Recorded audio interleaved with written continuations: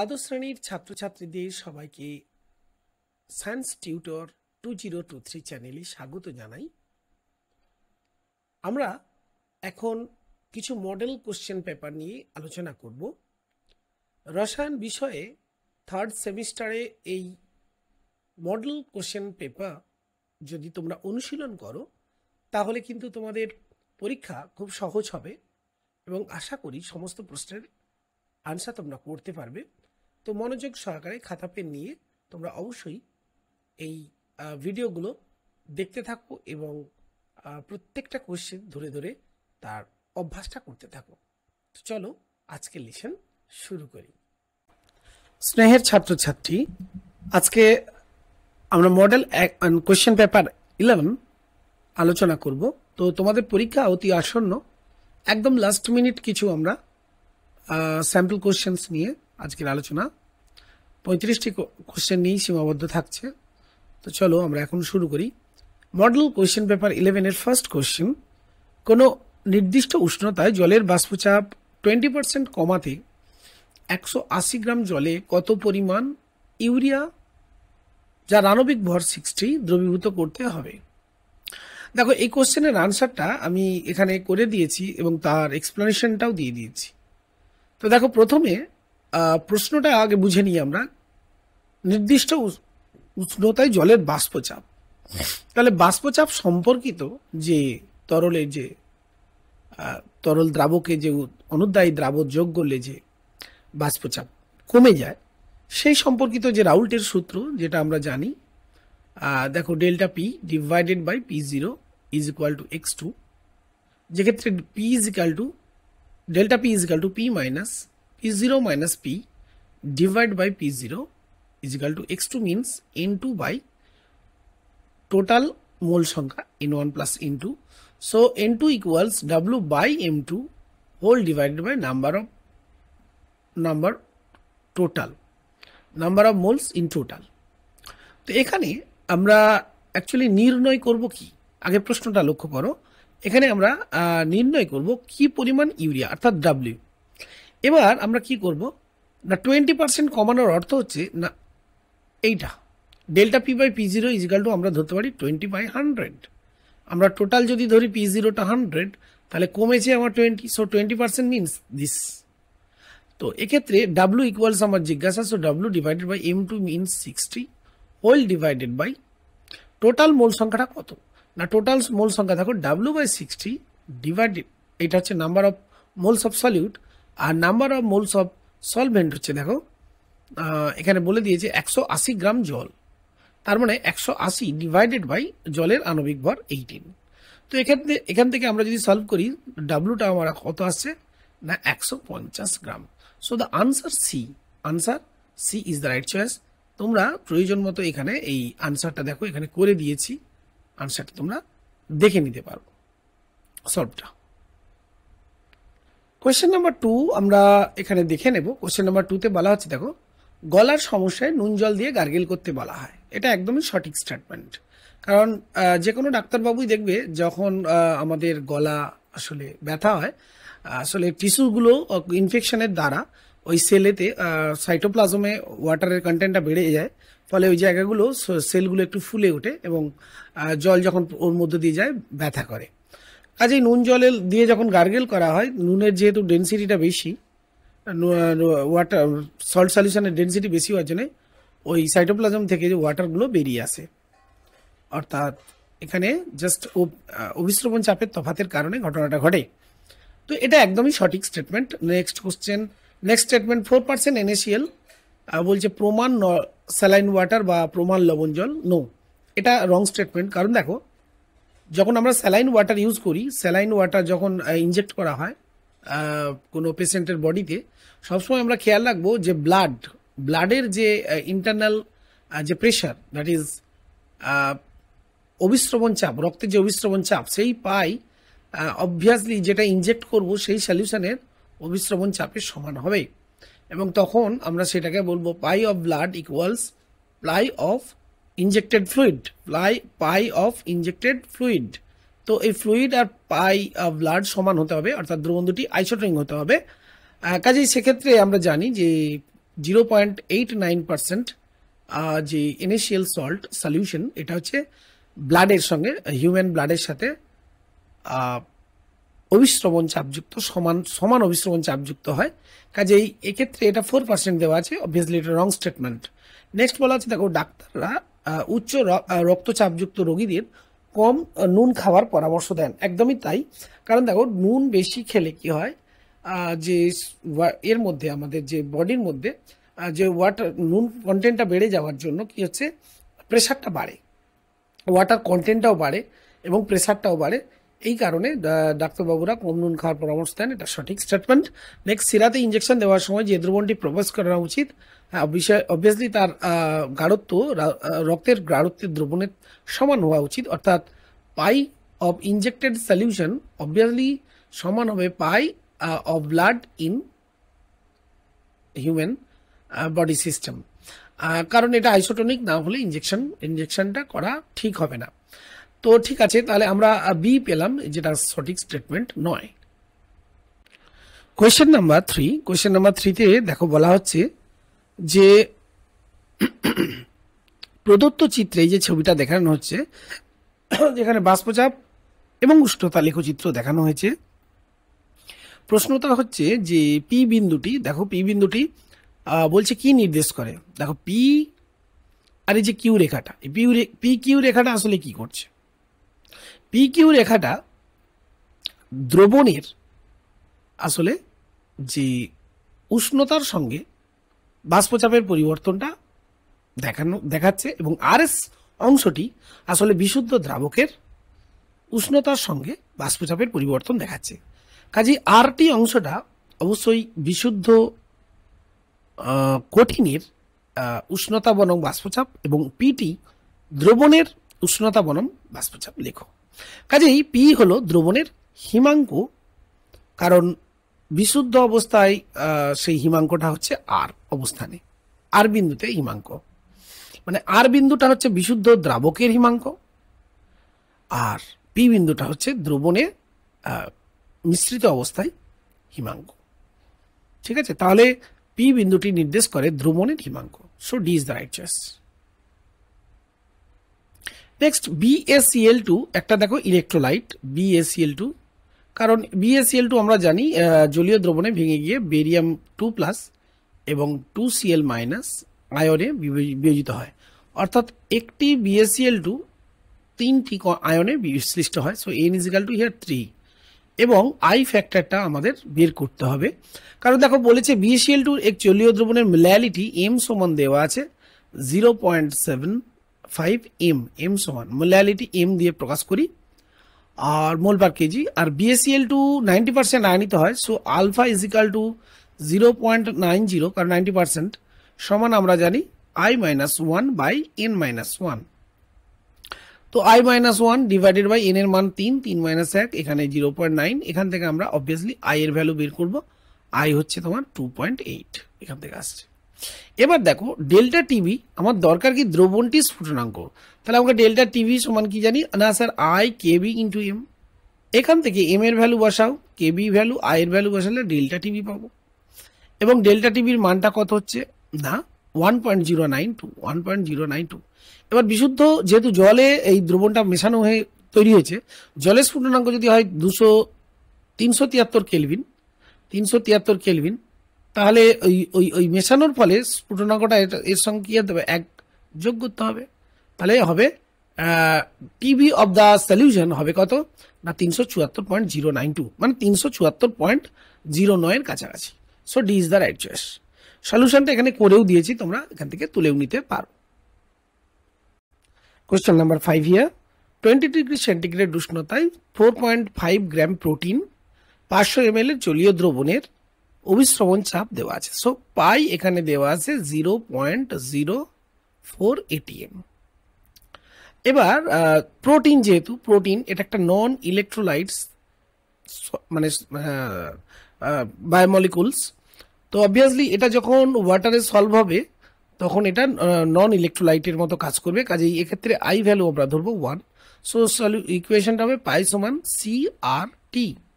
So এখানে C ভ্যালুটা কত দেওয়া আছে না 4.5 ডিভাইডেড বাই এর মোলার মাস আমি ধরলাম এম প্রোটিনের, আর ডিভাইডেড বাই কত হচ্ছে 500 ml। তাহলে 1 লিটারে করলে কি হবে না ইন্টু 2, এইটা আমার সি বেরিয়ে গেল। 500 ml আছে, তাহলে 1 লিটারে ইন্টু 2 ডিভাইডেড বাই 500 ml, তার মানে 1 লিটারে আমার পেয়ে গেলাম। তাহলে এখানে আমার 500 ml এ কত, 1 লিটারে কত, জাস্ট এটা কি করতে হবে, ও 1000 দিয়ে গুণ করতে হবে, ইন্টু আবার 1000। তাহলে এখান থেকে আমরা জাস্ট কত পাচ্ছি, 2 2 4, তার মানে জাস্ট হবে 4 ইন্টু 4.5 ডিভাইডেড বাই এম। এটা তো এলো আমার সি। আর এর মান দেওয়া আছে 0.082, ইন্টু টি এর মান দেখো দেওয়া আছে 27 ডিগ্রি মানে 300 কেলভিন, আর পি এর মান অবভিয়াসলি দেওয়া আছে 0.04। এবার তোমাদের কাজ হচ্ছে এখান থেকে এমটা বের করা। তো এমটা এখান থেকে ক্যালকুলেশন করলে আসে 5.541 ইন্টু 10⁻3। তো এখানে ক্যালকুলেশনটা একটুখানি দেখো, এইটা 500 ml এ আমার হচ্ছে 4.5, তাহলে 1000-এ কত হবে না জাস্ট 2 দিয়ে গুণ, তার মানে এই 2 দিয়েই গুণ হবে, 4 দিয়ে না, সো এটা 9 হবে 4.5 ইন্টু 2। তো এখান থেকে এম এর মানটা তোমরা এটা ক্যালকুলেশন করলে পেয়ে যাচ্ছ, এবং সেটা হচ্ছে 5.541 ইন্টু 10⁻3। সো এই ইজ দ্য রাইট চয়েস। তার মানে আমি জাস্ট 5541 এরকম একটা সলিউশন তোমাদের আসবে। নেক্সট আমরা একটা ম্যাচিং দেখব, সল, জেল, তরল ফোম আর ইমালশন। তার রাইট সাইডে অপশন এক্সাম্পলগুলো দেওয়া আছে। তো সল মিন্স তোমরা জানো তরল মাধ্যমে কঠিন কণার একটা কলয়েডীয় দ্রবণ, মাধ্যমটা তরল হতে হবে, এবং সেই অপশানটা দেখো আমরা পেয়ে যাচ্ছি 1-এর সাথে সি, কারণ রঙে আমরা জানি তরল মাধ্যমে আসলে বিভিন্ন রেড লেড বা আয়রনের বিভিন্ন অক্সাইড মিশিয়ে ওই রং তৈরি হয়। কাজেই কঠিন কণা যেগুলো তরল মাধ্যমে দ্রবীভূত করা থাকে, জলেও করা যেতে পারে আর তেল জাতীয় পদার্থেও দ্রবীভূত করা যেতে পারে, এবং 2 ধরনের রং পাওয়া যায়। সো এটা সল, 1 ম্যাচেস উইথ সি। 2 নেক্সট হচ্ছে তরল ফোম। তরল ফোম কি না, তরল মাধ্যমে যদি গ্যাসীয় সলিউট থাকে সেটা হচ্ছে তরল ফোম, তার মানে সেটা হচ্ছে সোডা ওয়াটার। সোডা ওয়াটারই একমাত্র আছে এখানে দেখো, যেটা গ্যাস ডিজলভ থাকে লিকুইডে। So 2 matches with D. 3 নম্বর দেখো ইমালশন। ইমালশন মিনস আমরা জানি দুটি তরলের মিশ্রণ, যেখানে একটি অমিশ্রণীয় তরল, এবং সেটা আমরা জানি যে দুধ, মানে 3 ম্যাচেস উইথ এ। আর 4 জেল। জেল মিনস ঠিক উল্টোটা, কঠিন মাধ্যমে, সলের উল্টোটা, কঠিন মাধ্যমে তরল আসলে সলিউট। তো কঠিন মাধ্যমে তরল সলিউট এরকম একটা অপশান আমরা জানি মাখন। হ্যাঁ, মাখন এটা হচ্ছে তোমার কঠিন মাধ্যমে তরলের একটা কলিয়েডীয় দ্রবণ। So I think 4 matches with B, 4 matches with B. So A is the right choice. Okay, তো দেখো তোমাদের খুবই সামনে পরীক্ষা, তোমরা হয়তো সিলেবাস ভালো করে কমপ্লিট করেছো, কিন্তু তারপরে আমার মনে হয় যে কোশ্চেন অ্যান্সার যদি তোমরা প্র্যাকটিস না করো তোমাদের প্রিপারেশনটা কমপ্লিট হবে না। তো আরেকবার তোমরা last minute model question paper দেখে নাও আমার সাথে, এবং চ্যানেলটা অবশ্যই সাবস্ক্রাইব করো, বন্ধুদের প্লিজ শেয়ার করো, কারণ আগামীতে আমি তোমাদের সাথে থাকছি সেমিস্টার 4-এর প্রতিটি টপিক নিয়ে আলোচনা করব, এবং তার সাথে শেষে প্রশ্নোত্তর আলোচনা করব। Question number 7, silver iodide. Silver iodide আমরা জানি সিলভার আয়োডাইড হচ্ছে একটা কলয়েড। এর নির্দিষ্ট পরিমাণ কলয়েডীয় দ্রবণকে, কলয়েডীয় বানানটা একটু ভুল আছে, কলয়েডীয় দ্রবণকে এটা নেগেটিভলি অ্যাবজর্ব, কারণ আই মাইনাসটা এখানে অধিশোষিত থাকে, আই মাইনাস নেগেটিভলি, তাই না, আই মাইনাস নেগেটিভলি অ্যাবজর্ব থাকে। তাহলে কলয়েড যেটা তৈরি হচ্ছে সেটা কি না, নেগেটিভ কলয়েড। তার মানে তাকে আমরা যদি তঞ্চিত করতে যাই, বলছে দ্রবণটিকে তঞ্চিত করতে নিচে তড়িৎ বিশ্লেষকগুলির মধ্যে প্রয়োজনীয় পরিমাণের সঠিক ক্রম। তো নেগেটিভ সলিডকে আমরা জানি পজিটিভ ইলেকট্রোলাইট কন্টেনিং কোনো পজিটিভলি চার্জড ক্যাটায়ন্স কন্টেনিং ইলেকট্রোলাইট, যেমন NaCl MgCl2 দ্বারা তঞ্চিত করতে পারি। আমরা জানি সুলজেহাটির নিয়মে অ্যালুমিনিয়াম 3+ এর মানে কোয়াগুলেটিং পাওয়ার সবচেয়ে বেশি, কাজেই এর ফ্লোকুলেশন ভ্যালুটাও কম হবে, অর্থাৎ ফ্লোকুলেশন ভ্যালু মিনস প্রয়োজনীয় সঠিক পরিমাণ। তাহলে সবচেয়ে বেশি পরিমাণ লাগবে অবভিয়াসলি NaCl, আর সবচেয়ে কম পরিমাণে লাগবে AlCl3। So D is the right choice, NaCl greater than মানে পরিমাণটা NaCl লাগবে, অর্থাৎ আর ক্ষমতা LCl3 সবচেয়ে বেশি। আর আমরা জানি যে তঞ্চন ক্ষমতার সঙ্গে ফ্লোকুলেশন ভ্যালুটা ইনভার্সলি ভ্যারি করে। So flocculation value of NaCl greater than MgCl2 greater than AlCl3। Next question, দ্রাবক আকর্ষী কলয়েডের স্থায়িত্ব দ্রাবক বিকর্ষী কলয়েড অপেক্ষা কম। স্টেটমেন্টটা একদমই ভুল। স্টেটমেন্ট 2, সাবান অণুর দ্বারা পরিষ্কারক ক্রিয়া মিশেল গঠনের মাধ্যমে সংগঠিত হয়। একদম সঠিক স্টেটমেন্ট। সুতরাং উপরোক্ত বিবৃতি দুটি সাপেক্ষে সঠিক বিকল্প হলো বিবৃতি 1 মিথ্যা কিন্তু বিবৃতি 2 সত্য। So I think 1 is the right choice, আর C is the right choice, C. এবার তোমাদের প্রশ্ন হতে পারে যে দ্রাবক আকর্ষী কলয়েডের স্থায়িত্ব কেন দ্রাবক বিকর্ষী কলয়েড অপেক্ষা বেশি। দেখো, এই দ্রাবক আকর্ষী কলয়েড বা লায়োফিলিক যে কলয়েড, এর স্থায়িত্ব মূলত দুটি কারণেই বেশি হয়ে থাকে। আর লায়োফিলিক শব্দের অর্থই হচ্ছে দ্রাবক আকর্ষী, মানে দ্রাবকের প্রতি একটা তীব্র তার আকর্ষণ আছে, অর্থাৎ মিডিয়ামের প্রতি, বিস্তার মাধ্যমের প্রতি একটা তীব্র আকর্ষণ আছে, আর এই কারণেই তাদের স্থায়িত্ব বিষয়। তো কি হয় না, ধরো এটা একটা কলয়েড, এই কলয়েডটা যদি সলভেন্টগুলোকে তার চারিদিকে যদি অধিশোষিত করে, তাহলে কি হবে, একটা লেয়ার তৈরি হবে। কার না, কলয়েডের চারিদিকে। এই সলভেন্ট লেয়ারের কারণে আরেকটি কলয়েড কিন্তু একে অপরের কাছে আসতে পারে না। এটা একটা স্থায়িত্বের প্রধান কারণ। 2 নম্বর, দেখো এই কলয়েড কণাগুলো অন্যান্য সলিউটে মানে সলিউশনের মধ্যে যদি অন্যান্য কোনো মানে ইলেকট্রোলাইট থাকে তাদের দিকে অধিশোষিত করতে পারে। যদি নেগেটিভ ইলেকট্রোলাইটকে অধিশোষিত করে তাহলে নেগেটিভলি চার্জড হয়, অর্থাৎ চার্জড কলয়েড হয়ে যায়। তো চার্জড কলয়েড একটা চার্জ নেগেটিভলি চার্জ কলয়েড যদি হয়, তাহলে আরেকটি নেগেটিভলি চার্জ কলয়েড পরস্পরকে রিপালস করবে। তো আধান আরেকটি হলো কারণ, যার কারণে এরা একে অপরকে রিপালশন করে। সো দ্রাবক আকর্ষী কলয়েড এই কারণেই সুস্থিত হয়।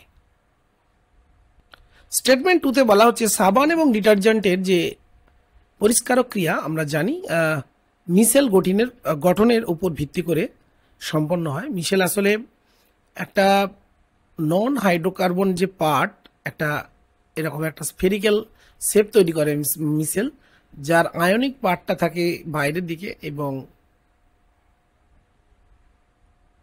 সেটা হতে পারে ক্যাটায়নিক, সেটা হতে পারে অ্যানায়নিক। ওকে, আমি যদি এইরকম অ্যানায়নিক পার্টটা বাইরের দিকে রাখি, তাহলে তার হাইড্রোকার্বন পার্টটা, যেটা আমরা বলি হাইড্রোফোবিক, সেটা কি থাকবে না, সলভেন্ট থেকে দূরে থাকার চেষ্টা করবে। তার মানে এইভাবে একটা মাইসেলি তৈরি করবে এবং এই সলভেন্ট পার্টের সাথে মানে হাইড্রোকার্বন পার্টের সাথে ময়লাগুলো যুক্ত হয়ে যাবে, তাই না? তার মানে কারণ ময়লাগুলো কি, ময়লাগুলো অ্যাকচুয়ালি ওরা মানে ওরা হচ্ছে হাইড্রোফোবিক, ওরা নন পোলার, সেই কারণে নন পোলার পার্টের সঙ্গে এরা কি করবে, ডিজলভ হয়ে যাবে। সেই জন্য ময়লাগুলো যদি এর ভেতরে রয়ে যায়, তাহলে এই যে মাইসেলি অ্যাকচুয়ালি কি করলো না, একটা পরিষ্কারক ক্রিয়ার মতো কাজ করলো। তোমরা সিলেবাসে ডিটেলস পড়েছো, আমি সেখানে পড়িয়েছি, এখানে আর ডিটেল আলোচনাটা দিলাম না। জাস্ট আমরা জানি যে ময়লা আসলে পরিষ্কারকের যে ক্রিয়া, সেখানে মাইসেল ফরমেশনটাই হচ্ছে মেন কারণ। নেক্সট কোশ্চেন, সাদা ফসফরাস অত্যন্ত সক্রিয় প্রকৃতির। বলছে কোনটা সঠিক নয়। অবভিয়াসলি এটা তো সঠিক, সাদা ফসফরাস একটি সক্রিয় প্রকৃতির, এই জন্য একে বিশেষভাবে আমরা সংরক্ষিত করে রাখি। আচ্ছা, নেক্সট হচ্ছে PbR5।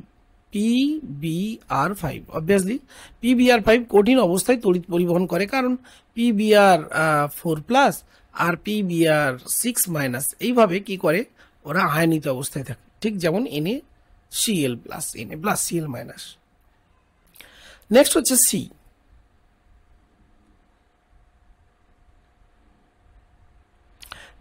সি। PCl3 আর্দ্র বিশ্লিষ্ট হয়ে, PCl3 আর্দ্র বিশ্লিষ্ট হয়ে তৈরি করে H3PO3 এবং HCl, এটাও সঠিক। আর লাস্ট দিয়ে H3PO4, দেখো H3PO4 বলেছে 4টি POH বন্ধন, একদম ভুল। দেখো আমরা H3PO3 এর স্ট্রাকচারটা নিশ্চয়ই তোমাদের মনে আছে, এরকম স্ট্রাকচার আমরা করেছিলাম। দেখো OH, এ দেখো তাহলে POH বন্ড কটা আছে, POH এরকম বন্ড এ দেখো 3টে আছে, তাই না, H3PO4। So I think D is the wrong statement. So ডিটাই আমাদের এখানে আনসার হবে। নেক্সট দেখো কোয়েশ্চেন নাম্বার 10, বিবৃতি এ, গ্রুপ 15 মৌলসমূহের অর্থাৎ নাইট্রোজেন, ফসফরাস, আর্সেনিক, অ্যান্টিমনি প্রভৃতি, এই যে মৌলগুলো গ্রুপ 15, এটা আমরা তো জানি গ্রুপ 15। তো এই মৌলগুলির প্রথম আয়নীকরণ মানে IP1 ভ্যালুটা বলছে গ্রুপ 16। গ্রুপ 16 মানে অক্সিজেন, সালফার, সেলেনিয়াম, টেলুরিয়াম ইত্যাদি এই মৌলগুলির তুলনায় বেশি হয়। অবভিয়াসলি তাই, কারণ এতে কি দেখো NH2NP3 এই জেনারেল ইলেকট্রন বিন্যাস, যেখানে P হচ্ছে হাফ ফিল্ড। তারপরে রিজিনে কি বলছে দেখো, রিজিন বলছে গ্রুপ 15 মৌলগুলির সর্ববহিস্থ কক্ষের অর্ধপূর্ণ স্থায়ী প্রকৃতির যে কক্ষক থাকার কারণে এটা ঘটে। একদম সঠিক ব্যাখ্যা। সো এ ইজ রাইট, আর is the right explanation of A. So I think A is the right choice, A answer. তো তোমাদের এই সুবিধার জন্য দেখো এখানে আমি আনসারটা কিন্তু তোমাদের জন্য করে দিয়েছি। তোমরা এখান থেকে কেন বিবৃতি এ এবং আর এ ঠিক এবং আর তার সঠিক এক্সপ্লেনেশন সেটা আমি করে দিয়েছি। Next question, next P block থেকে আরেকটি কোশ্চেন, এন এর কোন হ্যালাইডটি আর্দ্র বিশ্লিষ্ট হয় না? তো তোমরা জানো নাইট্রোজেন এর যদি NF3 যৌগ বলি, এটা আর্দ্র বিশ্লিষ্ট হয় না, তাই না, একমাত্র কারণ N এটা হচ্ছে দ্বিতীয় পর্যায়ভুক্ত এবং Fও দ্বিতীয় পর্যায়ভুক্ত মৌল, যাদের কোনো 3D অরবিটাল না থাকার কারণে আর্দ্র বিশ্লিষ্ট এর ক্ষেত্রে সম্ভব নয়। বাট NCl3, Ni3 বা NBr3 এদের ক্ষেত্রে আর্দ্র বিশ্লেষণ সম্ভব, এবং সেই ব্যাখ্যাটা আমি তোমাদের জন্য এখানে লিখে দিয়েছি। তো তোমরা আশা করি এখান থেকে কপিটা করে নিতে পারবা, পড়ে নিতে পারবে। আর এই ব্যাপারটা অত্যন্ত ইজি বলে আমি নেক্সট কোশ্চেন নাম্বার 12-এ চলে যাব। নেক্সট কোয়েশ্চেন 12 একটা ম্যাচিং দিয়েছে। দেখো বলা হচ্ছে যে H2SO4 এটা আমরা জানি কনসেন্ট্রেটেড অবস্থায় এটাকে আমরা বলি অয়েল অফ ভিট্রিয়ল। আমরা কি বলি? Oil of vitriol. তারপরে দেখো এক হলো, তাহলে এক কার সাথে ম্যাচ করছে? ডি এর সাথে। নেক্সট দেখো দুই হচ্ছে H2SO5, এটা আমরা জানি দুই ম্যাচে, এটা ক্যারোজ অ্যাসিড। H2SO5 এটা হচ্ছে ক্যারোজ অ্যাসিড। তো এটা ম্যাচ করছে, তাহলে দুইটা কার সঙ্গে ম্যাচ করছে? এ এর সাথে। তাহলে এক ডি 2 সি, মানে ডি অপশানের দিকে যাচ্ছি। 3 নম্বরটা দেখি, 3 নম্বরটা H2S2O7, এটা তো oleum. 3 matches with D, 3 matches with D. আর H2S2O8 এটা হচ্ছে 4 ম্যাচেস উইথ বি, এটা তো আমরা জানি মার্শালস অ্যাসিড, তাই না, মার্শালস অ্যাসিড। তাহলে দেখি ম্যাচিংটা কার সাথে হচ্ছে। ও এখানে এটা তো ভুল হয়েছে, এটা সি হবে না, অয়েল অফ ভিট্রিয়ল তো সি দাগে আছে। তাহলে এখানটা আমরা এক ম্যাচেস উইথ সি, তাহলে বি হতে পারে, ডি হতে পারে না, বি হতে পারে একমাত্র। এবার দুই একটা দেখে নিই, 2 ম্যাচেস উইথ আমাদের কি হয়েছিল? 2 ম্যাচেস উইথ এ মানে 2 H2SO4, ক্যারোজ অ্যাসিড, এটা এ। আর 3 ম্যাচ করেছিল ওলিয়ামের সাথে 3D। দেখো বি অপশানে আমরা দেখতে পাচ্ছি যে 3D এর সাথে ম্যাচ করে গেছে। আর 4 তো ম্যাচ করলে বি এর সাথে, যেটা Marshall's acid H2S2O8। So I think the right option is here B. B is the right choice. Next question number 13. XeO2F4 বলা হচ্ছে এই যে যৌগটা, এর ক্ষেত্রে কেন্দ্রীয় পরমাণু সংকরায়ন অবস্থা। তো তোমরা H সমান half V plus X minus C plus A এটা অ্যাপ্লাই করো। তো জেননের ক্ষেত্রে আমরা জানি ভ্যালেন্স ইলেকট্রন 8, আর X হচ্ছে একযোজীর পরমাণু সংখ্যা, এখানে দেখো 4 মাইনাস 0 প্লাস 0 সমান এটা হচ্ছে 6, দ্যাট মিনস sp3d2। সো তাহলে অক্টাহেড্রাল একটা স্ট্রাকচার হবে Xe, তাই না? তার মানে 4টি অবস্থানে কি থাকছে? 4টি ইফ থাকছে, একটি লোন পেয়ার থাকছে এবং ডবল বন্ড ও থাকছে। সো Xe O2F4 যদি হয় তাহলে এখানে দুটো ও হবে, সরি ডবল ওয়ান এখানে, তার মানে এইগুলোকে আমরা বলি ইকুইটোরিয়াল পজিশন। ইকুইটোরিয়াল পজিশনে থাকছে ও এবং এফ থাকছে এই বড় অবস্থানগুলোতে, মানে অ্যাক্সিয়াল অবস্থানে দুটো এফ থাকছে। So this is the structure. So এবার অপশান দেখে নাও sp3d2, so 13B is the right choice. হ্যাঁ দেখো এই যে ব্রোমিনকে, এই যে ব্রোমিনের সঙ্গে অ্যাড হলো, ফার্স্ট ব্রোমিনের সঙ্গে অ্যাড হলো, আর এই ব্রোমিন ব্রোমিন বন্ডিংটা ভেঙে গেল, তাহলে তারপরে তৈরি হবে এই যে এই জায়গাটা, এটা তৈরি হবে, তারপরে এখানে SO3 গ্যাস হয়ে বেরিয়ে যাবে, আর এখানে বন্ডিং ফর্মিং করবে, আর ব্যাস। তাহলে পরের স্টেপে কি তৈরি হলো? পরের স্টেপে তৈরি হলো, দেখো এটাকে জাস্ট আমরা একটু তুলে দিই আমাদের বুঝতে সুবিধা। এর পরের স্টেপে বেঞ্জিনে আমরা পেয়ে গেলাম কি, OH গ্রুপ ফ্রিলি আবার চলে এলো, এই এখানে একটা ব্রোমিন যেখানে SO3H ছিল ইন্ট্রোডিউস হয়ে গেল। এরপর আরও বেশি অ্যাক্টিভেট হয়ে গেল, তাহলে এইখানে আবার একটা ব্রোমিন এন্টার করবে, আর এই জায়গায় প্যারা পজিশনে একটা ব্রোমিন এন্টার করবে। সো আই থিঙ্ক এ তো পসিবল, ঠিক একইভাবে বিও পসিবল, কারণ বিয়েতেও C+O গ্রুপটা কার্বন ডাইঅক্সাইড হয়ে বেরিয়ে যাবে। সিতেও পসিবল, সিতেও 2,4,6 পজিশন, কারণ C+Hগুলো রিমুভড হয়, এবং একমাত্র দেখো ডি এ অর্থ পজিশনটা ব্লক হয়ে আছে CH3, এ কোনোভাবেই রিমুভড হতে পারে না। So D is the right choice, যেটাকে আমরা বলবো অর্থোক্রিসল। এ কখনোই 2,4,6 ট্রাইব্রোমো ফেনল উৎপন্ন করতে পারবে না। নেক্সট কোশ্চেন দেখো, বলছে ফেনল যদি সোডিয়াম এর উপস্থিতিতে তরল অ্যামোনিয়া মাধ্যমে বিজারিত করা হয় তাহলে কি তৈরি হবে? দেখো ফেনল যখন Na মাধ্যমে অ্যামোনিয়ার উপস্থিতিতে বিজারিত হয়, আসলে কি হয়, আংশিক বিজারণ ঘটে, পার্সিয়াল রিডাকশন। এবং ফার্স্ট স্টেপে কি হয়, দেখো ফার্স্ট স্টেপে এরকম একটা কম্পাউন্ড তৈরি হয়।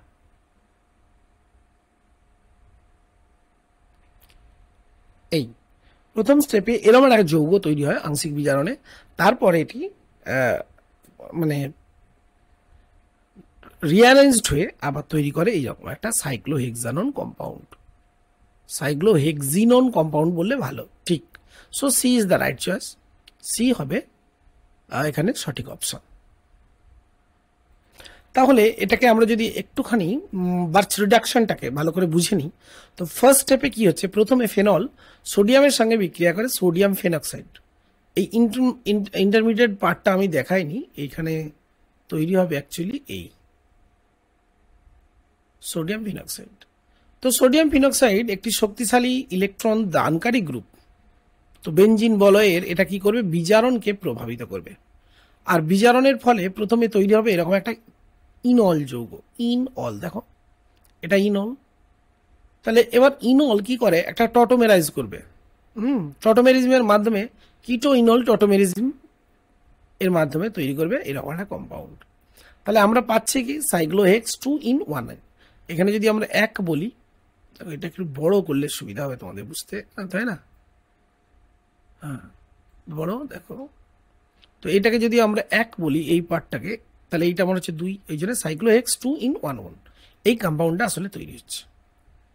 কোয়েশ্চেন নাম্বার 25, ইথার প্রস্তুতির ক্ষেত্রে উইলিয়ামসন সংশ্লেষণ বিক্রিয়াটি হলো, খুবই সহজ, আমরা জানি উইলিয়ামসন সংশ্লেষণ।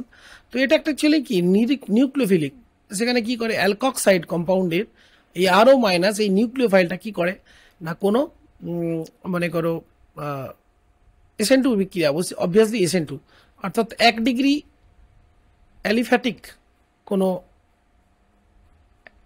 হ্যালো অ্যালকেন এর সাথে বিক্রিয়া করে তৈরি করছে কি, দেখো ROCH3, অর্থাৎ এটা আমরা এখানে CH3 নিয়েছি, এখানে কোনো ছোট আর একটা আর ড্যাশ গ্রুপ থাকলে সেক্ষেত্রে হবে CH2R, তৈরি হবে ROCH2R, এরকম ইথার তৈরি হবে, তাই না?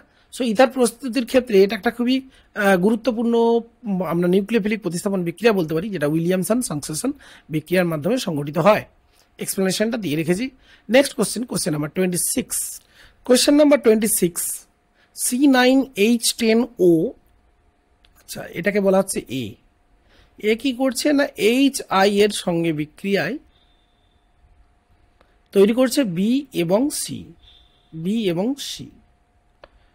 বি এবং সি যৌগ উৎপন্ন করছে। বলছে বি এর সঙ্গে সিলভার নাইট্রেটের বিক্রিয়ায়, সিলভার নাইট্রেট দিলাম, সিলভার নাইট্রেটের বিক্রিয়ায় বলছে হলুদ অধক্ষেপ, তাহলে অবভিয়াসলি এই জি আই তৈরি হয়েছে।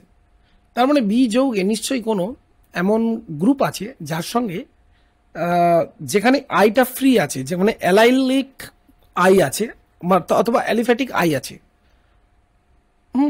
মানে CH2I এরকম কোনো গ্রুপ আছে। আর সি এর সঙ্গে ট্রায়োডো এর বলছে হলুদ পদক্ষেপ এবং সি এর ট্রাই আয়োডো মিথেন ডি উৎপন্ন হয় এবং সি এর সাথে বিক্রিয়ায়, আচ্ছা সি এর সাথে বিক্রিয়ায় কি হচ্ছে, এটা কোশ্চেনটাকে একটু ঠিক করতে হবে। এখানে সি এর ট্রায়াডো, এটা ঠিক নয় কথাটা। তো কোশ্চেনটা হচ্ছে সি এর টটোমারাইজেশন এর ফলে যে ডি উৎপন্ন হয় সেই ডি যৌগটি আসলে বলছে আয়োডোফর্ম বিক্রিয়ায় সাড়া দেয়। আয়োডোফর্ম টেস্ট মানে বা হ্যালোফর্ম টেস্ট আমরা বলতে পারি, হ্যালোফর্ম টেস্ট সাড়া দেয়। তার মানে অবভিয়াসলি ডি এর মধ্যে কি গ্রুপ থাকবে, একটা নিশ্চয়ই CH3CHOH গ্রুপ বা CH3 ডিরেক্টলি CO গ্রুপ থাকবে। এইটুকু আমরা কনফার্ম হলাম। এবার আমরা প্রথমে এই যে C9H10O এটা কি ধরনের যৌগ হতে পারে একটু দেখে নিই। C9H10 আছে, অবভিয়াসলি এটাকে একটা ফিনাইল গ্রুপ তো থাকবেই। তো এখানে আমি পেয়ে গেলাম C6H5 পার্ট। তারপরে দেখো C9 আছে, তার মানে অবভিয়াসলি আরো 3খানা 6খানা, এটা C6, এটা তোমার C6H5, তার মানে এখনো কার্বন 3খানা লাগবে। তাহলে আমি যদি বলি এই যৌগটা দেখো CH double bond CH2, B তো হচ্ছে না কারণ এটা সংকেতেই ভজছে না, তাহলে সি ভজতে পারে, সিটা হ্যাঁ সিটা ভজতে পারে, সিটা ভজতে পারে। দেখো ওই যে সি, এটা হতে পারে সি, হতে পারে CH ডবল বন্ড CH2, অথবা সি অথবা এ হতে পারে। এই তো দুটো, হয় এটা সি হবে নয় এটা এ হবে। এবার দেখে নিই সি না এ কোনটা ঠিক হবে। তো দেখো প্রথমে HI এর বিক্রিয়া দেখে নিই, HI এর বিক্রিয়াটা কিভাবে করে সি, কিভাবে করে এ। তো প্রথমে আমরা যদি সি কে নিই, সি যৌগটা লক্ষ্য করো আমরা এইভাবে লিখব CH2 আর OCH ডবল বন্ড CH2। তাহলে এখানে HI দেওয়ার সঙ্গে সঙ্গে ও এর সঙ্গে কি হবে, H একটা বন্ডিং হবে। এবার প্রশ্ন হচ্ছে I মাইনাসটা কি হবে না, একটা এই যে এই জায়গা দিয়ে ঢুকবে এবং এইটা বেরিয়ে যাবে, তাই না, এটা বেরিয়ে যেতে হবে। কারণ কেন করলো বলতো, কারণ এটা একটা SN2 রিয়াকশান। তো SN2 রিয়াকশান অবভিয়াসলি এই কার্বনটাকে ফেভার করবে, কারণ এই কার্বনটাতে যথেষ্ট ছোট ছোট গ্রুপ আছে। আর এই কার্বনটা ফেভার্ড হচ্ছে না, কারণ এখানে এই ও আর সি এর মাঝখানে যে বন্ড, এই বন্ডটা আছে ডাবল বন্ড ক্যারেক্টার হচ্ছে ডিউ টু রেজোনেন্স, সেই জন্য এই বন্ডটা ভাঙবে না। তাহলে অবভিয়াসলি বন্ড ব্রেকিংটা আমরা যদি বলি, অবভিয়াসলি এই জায়গাটাই সম্ভব, এই জায়গাটাই সম্ভব। তার মানে তৈরি হচ্ছে দেখো বেঞ্জাইল আয়োডাইড CH6H5CH2I, আর তার সাথে তৈরি হচ্ছে OH CH double bond CH2। তো এই বেঞ্জাইল আয়োডাইড অবভিয়াসলি সিলভার নাইট্রেটের সঙ্গে বিক্রিয়া করবে, একদমই ঠিক, কোনো অসুবিধে নেই, বেঞ্জাইল করবে, অসুবিধে নেই। কিন্তু এই পার্টটা দেখা যাক, এই পার্টটা কিটোইনল, এই পার্টটা কি করতে পারে, হ্যাঁ এটা কিটোইনল টটোমারিজমের মাধ্যমে তৈরি করে ফেলতে পারে দ্রবণে CH3CH ডবল বন্ড O। হ্যাঁ, তো এখানে প্রশ্নটা বলেছিল সি এর টটোমারাইজেশনে ডি উৎপন্ন হয়। আমি যদি এটাকে ডি ধরে নিই, তাহলে এই ডি কি করতে পারে, আয়োডোফর্ম, CH3CO গ্রুপ আছে, তাহলে অবভিয়াসলি আয়োডোফর্ম টেস্ট দিতে পারে। সো আমার মনে হচ্ছে এই C is the right choice. এবার দেখা যাক এটাকে আমরা অ্যানালিসিস করব। এবার নেক্সট অপশন হচ্ছে আমার এ। দেখা যাক এটা আমরা একইভাবে HI দিয়ে ফার্স্ট ট্রিট করব, কারণ HI এর সঙ্গে বিক্রিয়া করতে বলেছে। তাহলে এখানে কম্পাউন্ড আছে OCH2CH ডবল বন্ড CH2। এবার আমরা যখনই HI দেব তাহলে মিডিয়ামে কি হবে না, এই যে গ্রুপটা দেখো, এই যে গ্রুপটা ও এর সাথে যুক্ত হলে OH হবে, CH2 double bond single bond CH double bond CH2। এরপরে দেখো খুব সিম্পল, অবভিয়াসলি আই মাইনাস যেটা মিডিয়ামে তৈরি হয়ে গেল, আই মাইনাস অবভিয়াসলি এই 1 ডিগ্রি কার্বনকে অ্যাটাক করবে এবং এই বন্ডটা খুলে যাবে, কারণ এই এই যে জায়গাটা, এই CO বন্ড, এই যে জায়গাটা, এই জায়গাটা হচ্ছে, তুমি ভালো করে লক্ষ্য করো, এটা sp2 সংকরায়িত হওয়ার জন্য এটা ডাবল বন্ডেড। এই জায়গাটা কখনোই ব্রেক হতে পারে না, মানে এই জায়গাটা কখনোই ব্রেক হওয়া সম্ভব না, এটা আমি দেখাতে চাইছি। এই যে এই জায়গাটা কখনোই ব্রেক হওয়া সম্ভব নয়, এটা ব্রেক হওয়া সম্ভব নয়, ক্রস দিলাম। তো কাজে এটা তৈরি হবে কি এরপরে স্টেপে তৈরি হবে এই যে ফেনল কম্পাউন্ড। আর ফেনল কম্পাউন্ড কখনোই টটোমারাইজ করে ডি উৎপন্ন করতে পারে না, যার দ্বারা আয়োডোফর্ম তৈরি হতে পারে। কাজেই এ থেকে এই যে এ অপশানে যে যৌগটা আছে সে থেকে কখনোই এই রিয়াকশানের যে প্রোডাক্টগুলো হচ্ছে সেগুলো ফুলফিলড হচ্ছে না। তোমার সিলভার আয়োডাইড তৈরি হয়ে যাবে, নো প্রবলেম, কোনো অসুবিধা নেই। তো আমরা দেখলাম সিটা ফুলফিল করছে, so C is the right choice. তো নেক্সট কোশ্চেন 27, ফ্রুক্টোজ হলো একটি অ্যালডোহেক্সোজ, কিটোহেক্সোজ, অ্যালডোপেন্টোজ অ্যান্ড কিটোপেন্টোজ। তো দেখো ফ্রুক্টোজ আর গ্লুকোজ এরা কিন্তু সাধারণ সংকেত এদের সমান, অর্থাৎ C6H12O6 এদের সাধারণ সংকেত, এবং যেখানে গ্লুকোজ হচ্ছে অ্যালডোজ সেখানে ফ্রুক্টোজ হচ্ছে কিটোজ। এই যে কিটোজে আমরা কিটোজ মিনস এতে একটা কিটো গ্রুপ থাকে, কিটো গ্রুপ থাকে, তো সেটা এখানে আমরা এই সাইক্লিক স্ট্রাকচারে দেখছি। আর নাম্বার অফ কার্বনস দেখো এখানে 6টা, সো C6H12O6, ধরো this is ketohexose, so B is the right answer. Next question very easy, সুক্রোজের সম্পূর্ণ আর্দ্র বিশ্লেষণে কি তৈরি হয়? দেখো সুক্রোজ মিনস আমরা চিনি যেটা বলি, তাকে যখনই অম্ল মাধ্যমে H+ উপস্থিতিতে আমরা যখন আর্দ্র বিশিষ্ট করব তখন কি তৈরি হয়? অ্যাকচুয়ালি তৈরি হয় আলফা ডি গ্লুকোজ প্লাস তার সাথে তৈরি হয় বিটা ডি ফ্রুক্টোজ। এরা অ্যাকচুয়ালি কি হয় না, গ্লাইকোসাইডিক যে লিঙ্কেজ, এই লিঙ্কেজের সঙ্গে যুক্ত থাকে। তো তৈরি হচ্ছে এখানে যেটা প্রশ্ন দিচ্ছে কি উৎপন্ন হয়, তাহলে অবভিয়াসলি গ্লুকোজ এবং fructose, so D is the right choice. তোমরা এখানে সুক্রোজের স্ট্রাকচার দেখছো, এই স্ট্রাকচার এইটা হচ্ছে তোমার গ্লাইকোসাইডিক লিঙ্কেজ। ওকে, তো এখানে আমরা কি দেখছি না, দেখো এই যে পার্টটা, এইটা আমরা যদি বলি, এই পার্টটাই ও যখন নিচের দিকে চলে আসছে সেটা হয়ে গেল আমার আলফা ডি, এটা গ্লুকোজ।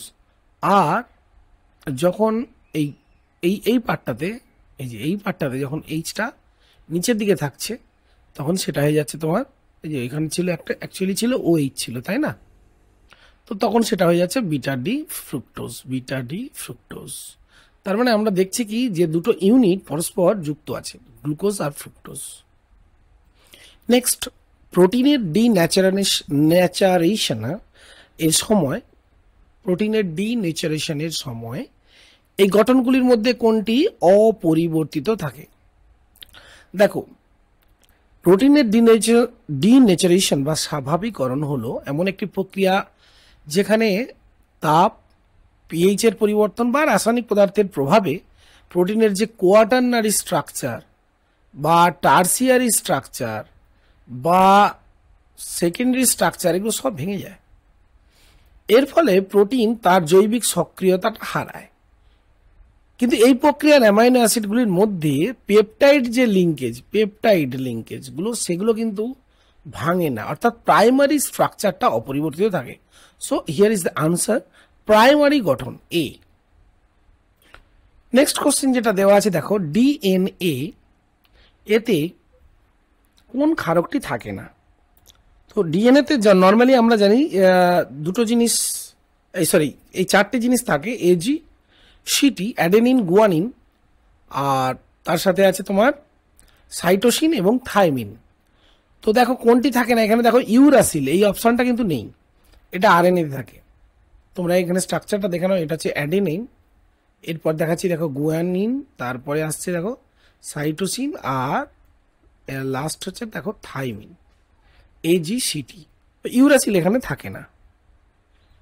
Next question number 31। এখানে যেটা বলেছি দেখো, আরএনএ সম্পর্কিত নিম্নলিখিত কোন তথ্যটি সঠিক না। প্রথম অপশন দেখিয়েছে দেখো আরএনএ, এটা বলছে তাই না পলিনিউক্লিওটাইড, তো এটি একতন্ত্রী, একদমই ঠিক, এটা একতন্ত্রী, আরএনএ একতন্ত্রী, এই ব্যাপারে কোনো নেই, অতএব এই স্টেটমেন্টটা ঠিকই আছে। নেক্সট দেখো স্টেটমেন্ট বিতে বলেছে সহযোগিতা করে, এটাও কিন্তু ঠিক। দেখো আরএনএর মধ্যে যে তিনটে অংশ আছে, টিআরএনএ, এমআরএনএ এবং আরআরএনএ, এরা কিন্তু প্রত্যেকেই প্রোটিন সংশ্লেষ প্রক্রিয়ায় গুরুত্বপূর্ণ অংশগ্রহণ ভূমিকা পালন করে, সো এটাও সঠিক। আর সি দেখো আরএনএ এর প্রজনন ক্ষমতা বা রেপ্লিকেশন করার ক্ষমতা আছে, এটা ভুল। কারণ দেখো আরএনএ এর এরকম রেপ্লিকেশন যদিও করার ক্ষমতা নেই, যদিও ডিএনএর আছে, এটা রেপ্লিকেট করতে পারে, কিন্তু আরএনএ করতে পারে না। তো ডিএনএ থেকে বরং আরএনএ ট্রান্সক্রিপশন প্রক্রিয়ায় তৈরি হয়, কিন্তু নিজের প্রতিলিপি গঠন করতে পারে না। যদিও আরএনএ ভাইরাস একটা ব্যতিক্রম, একটা উদাহরণ আছে, সেটা বাদ দিলে তো এই স্টেটমেন্টটা কিন্তু ভুল। কোন স্টেটমেন্টটা? সো স্টেটমেন্ট সি ইজ রং।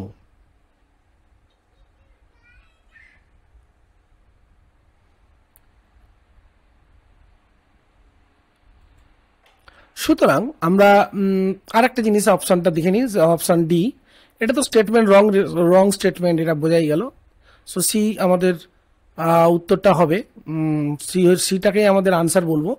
আর দেখে নিই আরএনএতে পেন্টোজ সুগার হিসেবে রাইবোজ সুগার উপস্থিত, এটা একদম সঠিক। এখানে কিটোপেন্টোজ থাকে আরএনএ, রাইবোজ সুগার, তাই না, এটা একটা পেন্টোজ সুগার। এটা নেক্সট কোশ্চেন, নিচের কোন পলিমারটিকে প্লেক্সিগ্লাস বলে? দেখো অপশানসগুলো আগে দেখে নাও। পিটিএফই, পলিটেট্রাফ্লুরোইথিলিন, প্যান, পলিঅ্যাক্রিলোনাইট্রাইল বা অরলোন যেটাকে আমরা বলি, পিএমএমএ, যেটাকে আমরা বলি polymethyl methacrylate, PVC, polyvinyl chloride. So the answer is polymethyl methacrylate, PMMA. এটা একটি স্বচ্ছ কঠিন কাচের মতো দেখতে একটা পলিমার, সেই জন্য এটাকে আমরা বলি প্লেক্সিগ্লাস। এটা অনেকে অ্যাক্রিলাইট বা পার্সপ্লেক্স বলে থাকে এটাকে। নেক্সট কোশ্চেন, নিম্নলিখিত যে উদাহরণগুলো দেওয়া আছে তার মধ্যে কোনটি natural polymer? Polyethylene, cellulose, obviously cellulose, আর পড়ার তো কোনো প্রশ্নই নেই, কারণ সেলুলোজ বা স্টার্চ এরা হচ্ছে প্রাকৃতিক পলিমার। খুবই সহজ কোশ্চেন। নেক্সট কোশ্চেন, অভঙ্গুর রান্নার বাসনপত্র তৈরিতে নিম্নলিখিত কোন পলিমার ব্যবহার করা হয়? তো ফেনল ফর্মালডিহাইড রেজিন, যেটাকে আমরা বলি বেকেলাইট, সেটা তো নয়, তার কারণ এইটা তো এই ননস্টিক বাসনপত্রের যে হ্যান্ডেলগুলো বা প্রেসার কুকারের হ্যান্ডেল, এগুলোতে ইউজ করা হয়। পলিঅ্যাক্রিলোনাইট্রাইল বা পিএএন, এটাও না। ইউরিয়া ফর্মালডিহাইড রেজিন, নো, এটাও না। ডি মেলামাইন, অবভিয়াসলি এটা, কারণ বাসনপত্র তৈরিতে মেলামাইন ব্যবহার করা হয়, যেগুলো অত্যন্ত তাপ সহনক্ষম, থার্মোসেটিং পলিমার এবং আনব্রেকেবল, ভাঙেও না। তো বর্তমান যুগে মেলামাইনের ব্যবহারটা খুবই বেড়েছে, তো সঠিক উত্তর আমরা বলবো মেলামাইন ফর্মালডিহাইড রেজিন। সো আজকের আলোচনার লাস্ট কোশ্চেন, নিচের অংশটি পড়ে সঠিক বিকল্প নির্বাচন।